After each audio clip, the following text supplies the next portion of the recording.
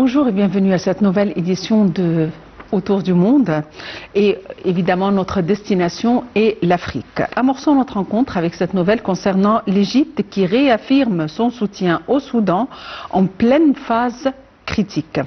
Le ministre des Affaires étrangères, Badr Abdelghati, a réaffirmé le soutien total de l'Égypte à l'unité, à la souveraineté et à l'intégrité territoriale du Soudan lors d'un entretien avec son homologue soudanais, Mouhyiddin Salim, en marge de la session extraordinaire de l'Organisation de la coopération islamique à Jeddah. Les discussions ont porté sur l'évolution de la situation au Soudan, la coordination régionale et les moyens de renforcer la coopération bilatérale. Le chef de la diplomatie égyptienne a appelé à une trêve humanitaire conduisant à un cessez-le-feu global et un accès sans entrave de l'aide humanitaire, tout en condamnant les violations visant les civils à El Fasher et au Kordofan du Nord.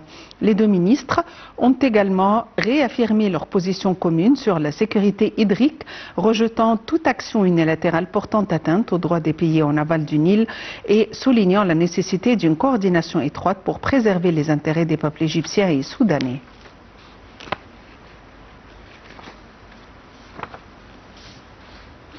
Passons à la Somalie qui lance un appel ferme à l'OCI contre la reconnaissance du Somaliland.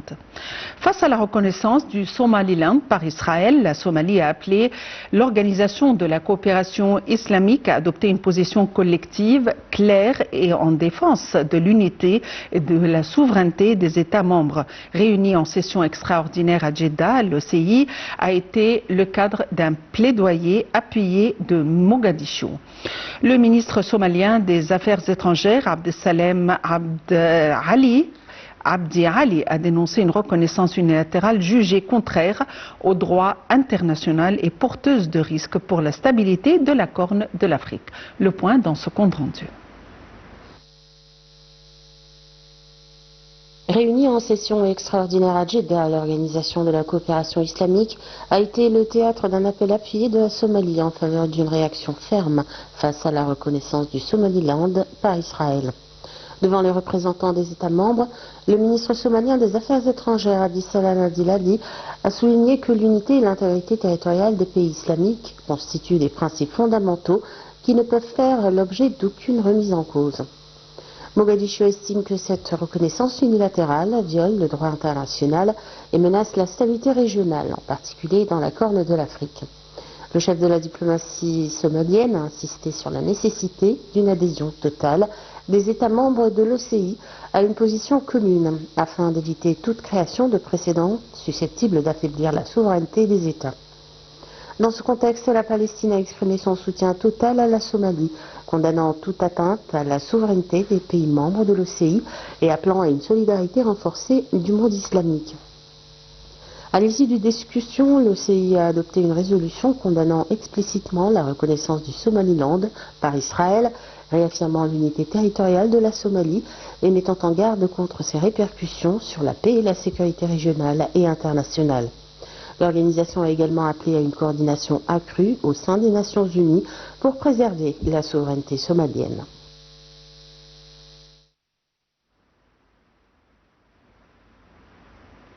Et pour nous donner plus d'éclaircissements, nous avons le plaisir d'avoir en ligne Dr Ibrahim Choukri, le général Dr Ibrahim Choukri, qui est expert stratégique et professeur de droit.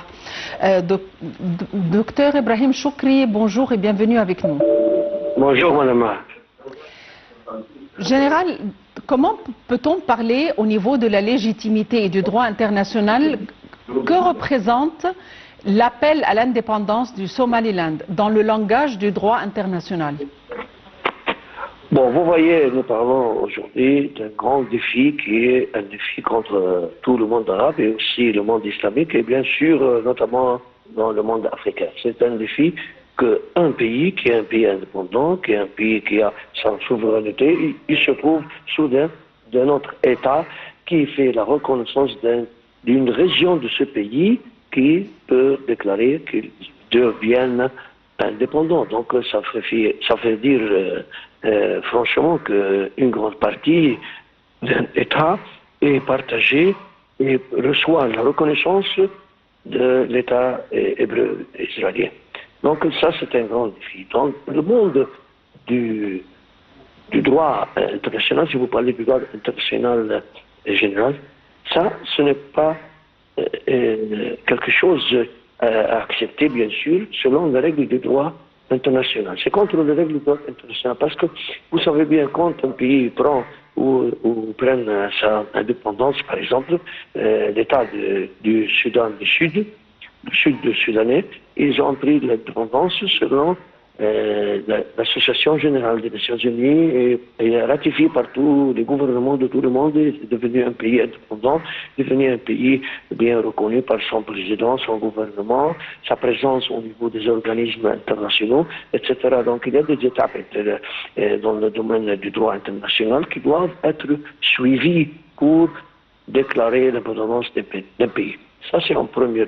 Deuxièmement, pour qu'un pays déclare qu'il est un pays indépendant ou fait des relations bilatérales avec un autre pays, c'est un système qui doit être suivi selon les étapes. Est-ce que ce sont des rébellions dans une région d'un pays, ou bien ce sont bien sûr des gens qui cherchent leur indépendance, ou bien est-ce qu'il y a une sorte de conflit qui était bien sûr déclaré au niveau international, qu'il y a eu une sorte de relation et une sorte de coopération, une sorte d'entretien afin de régler ce conflit.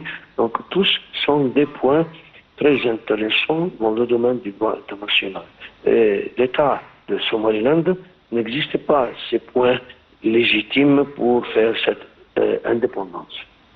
Oui, et quel est le danger d'une telle étape, d'une telle déclaration, d'une telle reconnaissance? Quel est le danger qui se répercute sur la Corne de l'Afrique? Bien sûr, vous voyez, si l'État israélien a fait ce genre de coopération, et par des représentations, bien sûr, diplomatiques ou sous forme d'ambassade ou consulat, etc., ils auront le droit entre eux-mêmes, c'est-à-dire je parle des deux côtés, du côté israélien ou du côté du Somaliland.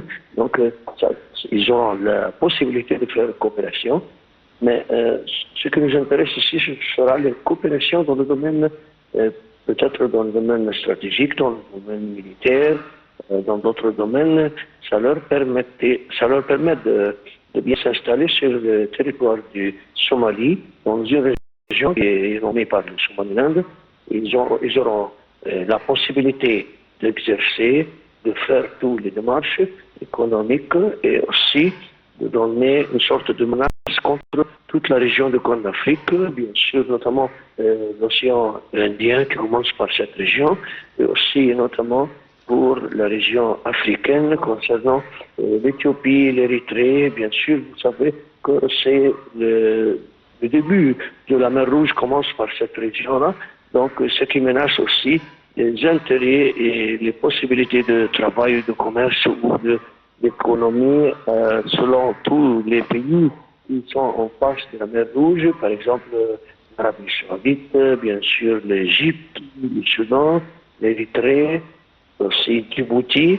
Donc il y a beaucoup de menaces contre les intérêts de tous ces pays, de tous ces peuples.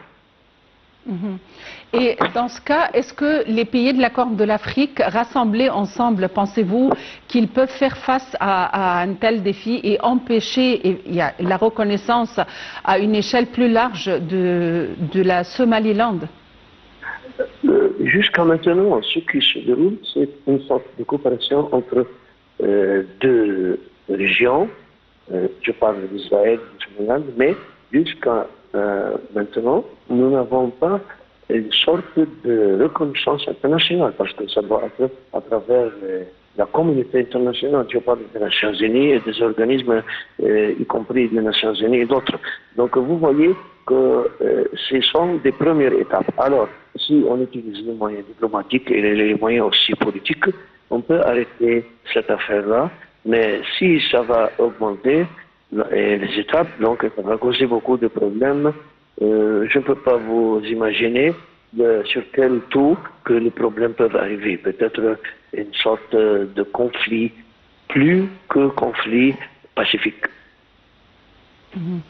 Et y a-t-il une répercussion sur la sécurité de la mer Rouge? Bien sûr, je parle de la portière qui s'appelle Bab el-Mandab.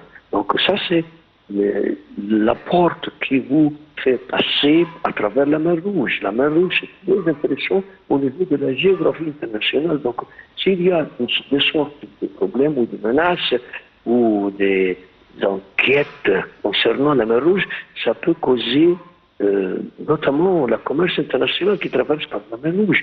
Elle commence par l'océan Indien et commence aussi à travers la région où se trouve le Yémen en face de Djibouti et continue jusqu'à arriver jusqu'à le canal de Suez, ainsi traverser jusqu'à la mer Méditerranée, donc l'Europe et le monde occidental. Donc je peux vous garantir aussi que c'est une affaire qui cause, et j'en suis sûr de ça, qui cause des problèmes au niveau de la mer Rouge pour tous ces pays-là. Même vous avez entendu que la Chine elle-même, elle a déclaré qu'elle est pour cette situation ou cette affaire-là. Donc ça vous prouve aussi que le commerce international qui vient de la Chine, qui traverse le Moyen-Orient afin d'arriver jusqu'à l'Europe ou les États-Unis ou l'Amérique du Nord et du Sud, traverse par la mer Rouge, ça menace aussi les projets et les intérêts des Chinois. Vous avez vu, donc, ce qui prouve que c'est très dangereux, c'est que aussi les Chinois, ils sont intéressés de cette affaire-là, même si c'est loin de leur pays, de leur continent. Donc, la mer Rouge aussi, elle est menacée, bien sûr, par toutes ces visions que je viens de vous proposer. Et quel est l'objectif, finalement, d'Israël quant à une telle reconnaissance et quant à la création d'un tel enjeu, d'un tel problème, d'une telle problématique grave dans cette région? Vous savez, Israël, c'est un État qui se trouve parmi le monde arabe, mais elle n'a pas de présence dans toute la région, donc elle essaye d'être présente au niveau du sud de la région arabe, de la carte de la région arabe.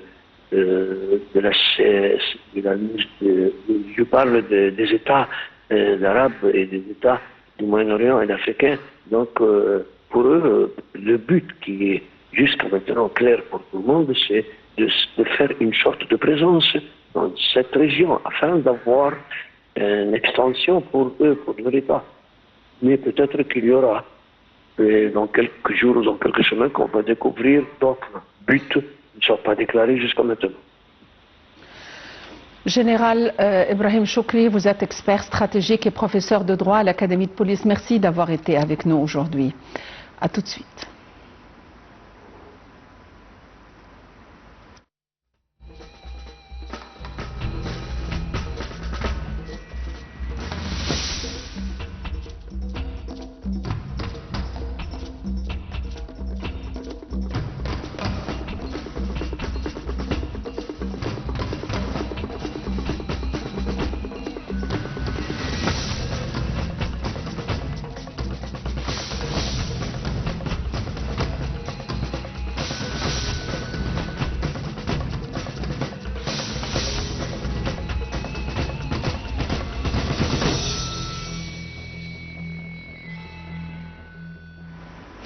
Passons à l'Angola où la forte décélération de l'inflation confirme une dynamique de stabilisation économique portée par le dynamisme du secteur non pétrolier et une gestion monétaire plus rigoureuse.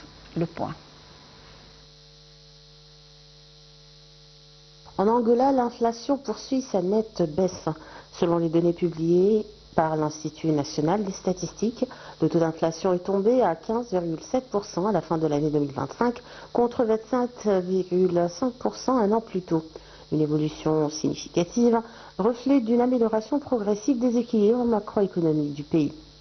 Cette décélération s'explique principalement par l'augmentation de l'offre de biens et de services et par la montée en puissance du secteur non pétrolier.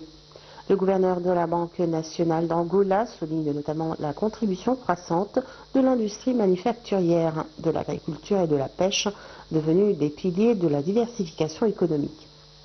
Entre 2010 et 2023, la part de l'agriculture et de la pêche dans le produit intérieur brut est passée de 6,2% à près de 15%, renforçant la sécurité alimentaire, l'emploi et la réduction de la dépendance aux hydrocarbures.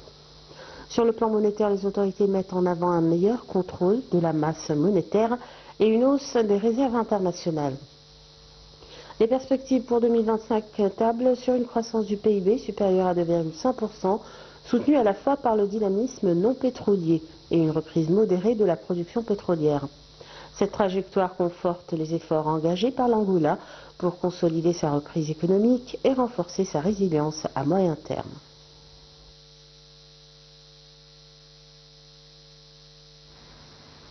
Passons à l'intelligence artificielle et en fait l'Égypte est à la tête du continent dans l'indice mondial de préparation des gouvernements.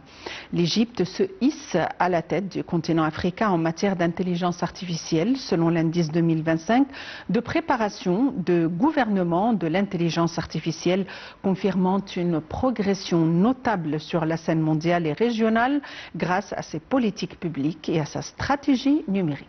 Le point. L'Égypte s'impose comme le pays africain le mieux préparé à l'intelligence artificielle, selon l'édition 2025 de l'indice de préparation des gouvernements à l'IA, publié par Oxford Insights.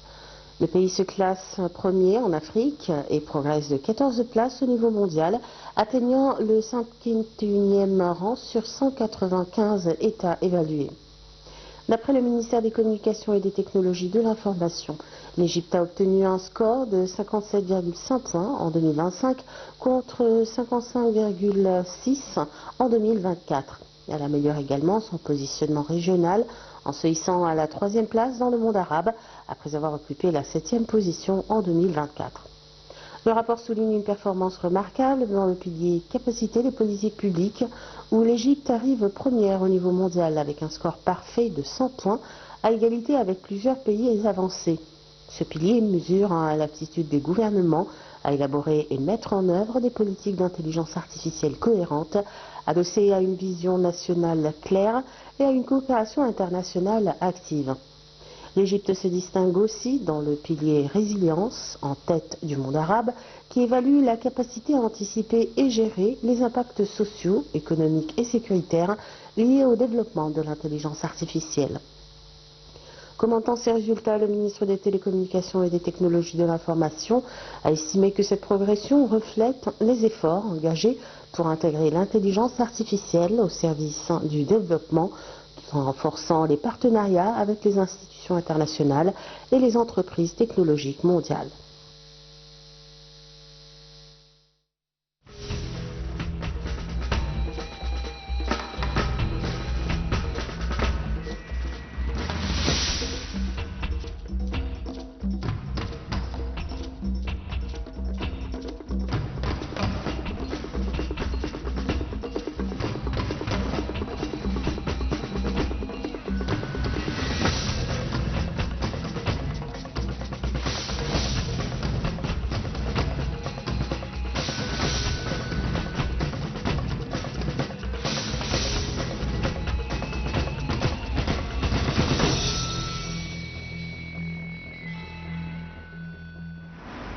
Terminons notre tournée africaine avec cette nouvelle de l'équipe nationale égyptienne qui a achevé ses entraînements en préparation de la grande rencontre prévue avec le Sénégal en demi-finale. Les Pharaons se sont qualifiés pour les demi-finales après avoir éliminé les tenants du titre, la Côte d'Ivoire en quart de finale grâce à une victoire spectaculaire 3-2.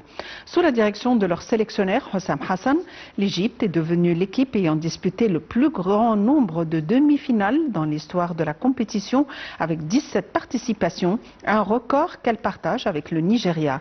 De son côté, la sélection sénégalaise a validé son billet pour le dernier carré en s'imposant face au Mali 1-0. La rencontre est prévue mercredi au stade de Tanger à 19h, heure locale du Caire.